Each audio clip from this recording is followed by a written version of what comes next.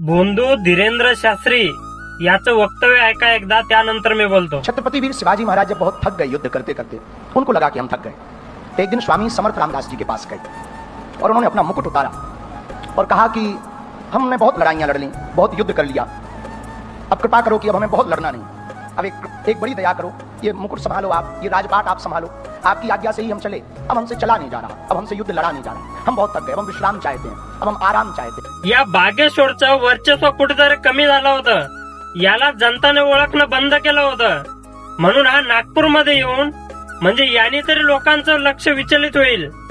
आणि याचे करते धरते कोण होते? मुख्यमंत्री फडणवीस साहेब, नितीन गडकरी यांनी त्याचा नागपूरमध्ये कार्यक्रम ठेवला होता। आणि या कार्यक्रमामध्ये तो छत्रपती शिवाजी महाराजांचा अपमान करतो। म्हणजे तू बाहेरून महाराष्ट्रामध्ये यायचा आणि महाराष्ट्रातल्या जनतेला त्यांच्याच पूर्वजांचा चुकीचा इतिहास सांगायचा का? अरे एवढी नालायक जनता नाहीये महाराष्ट्रामधली की तुमच्या चुकीचे वक्तव्य पण आम्ही ऍक्सेप्ट करून घेऊ। अशा चुकीचे वक्तव्य करायला थोडीशी तरी लाज वाटू द्या रे। जरा इतिहासाचीच माहिती नाहीये तर बरवतोच कशाला? अरे बाबा, महाराष्ट्रातली जनता चांगल्यापैकी मानत होती तुम्हाला, पण बरं झालं लवकरच तुमची लायकी दाखवली जनतेसमोर। अरे आमचा पूर्वजांचा इतिहास आम्हाला माहिती ना काय तर। आणि अशा नालायक महाराजांचे आणि हे मोठमोठाले मंत्री लोक कार्यक्रम कसा ठेवता यांचे?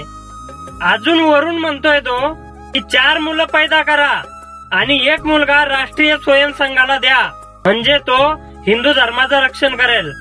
आता हे पण तुझ्याकडून शिकायचं बाकी होतं का?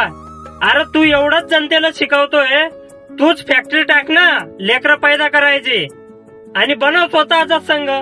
इथं 2 लेकरं सांभाळायला पुरी लागून जाती आणि 4 लेकरं सांभाळा, 4 लेकरं पैदा करा। अरे काय वक्तव्य करतोय? महाराज आहेत, बोलतो काय? देव धर्म राहिले बाजूलाच आणि एवढे पैदा करा आणि तेवढे पैदा करा।